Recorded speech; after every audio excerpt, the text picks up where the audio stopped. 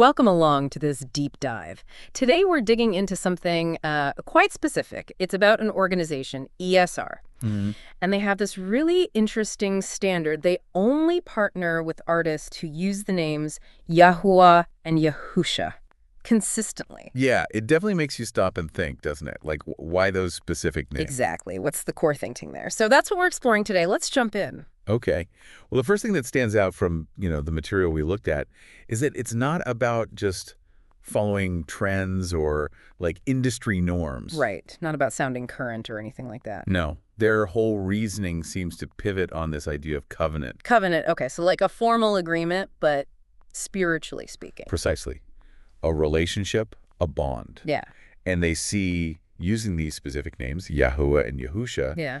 as kind of getting back to a core part of that bond. Something foundational that they feel was maybe lied or obscured. Yes, something that was, in their view, never supposed to be lost. That's the phrasing they use. Okay. And they connect this to the present day, right?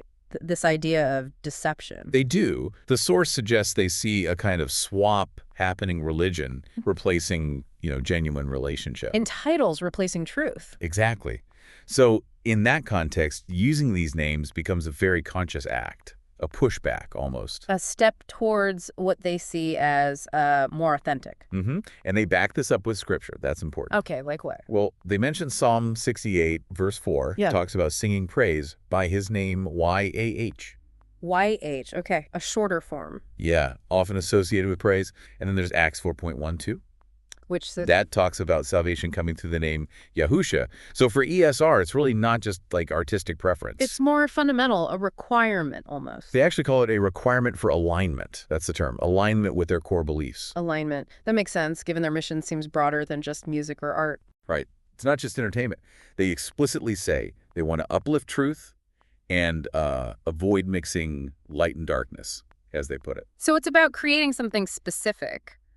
Altars of praise, I think the source said. Yes, exactly. Altars reflecting what they understand as the original language, the original intent, and crucially, the power of the scriptures. Which explains why an artist choosing to use these names is such a big deal for them. Definitely. It's framed as more than just a choice. It's a declaration. Like taking a stand. Yeah, or standing in the gap. That phrase comes up. It's about deliberately redirecting esteem, worship, specifically to Yahuwah and Yahusha. And they seem to have a particular audience in mind for this. They do. They talk about the remnant. The remnant, meaning People who are, let's say, looking to move beyond what they see as standard religion, with its potential for confusion or compromise. it gives context to why they're so selective about partnerships. Precisely. They don't see themselves as being gatekeepers in a negative way. It's more like, Opening a specific gate. right, gate openers is how they frame it. Opening the way to a specific kingdom culture focused on what they consider undiluted truth. A truth they clearly believe is intrinsically linked to using these names. That seems to be the core of it. Okay, so wrapping this up, our dive really shows that for ESR, this focus on YAHUAH and YAHUSHA isn't random at all. No, it's deeply tied into their whole theology, covenant, truth. The specific power they believe resides in these names based on their scriptural interpretation. It's a very intentional framework. Absolutely. Which leads to maybe a final thought for everyone listening. Go ahead. Just consider the weight we give to specific words and names. Yeah. In any context, really. How might the names and terms we choose reflect, maybe even shape, our deeper beliefs or values? Something to think about.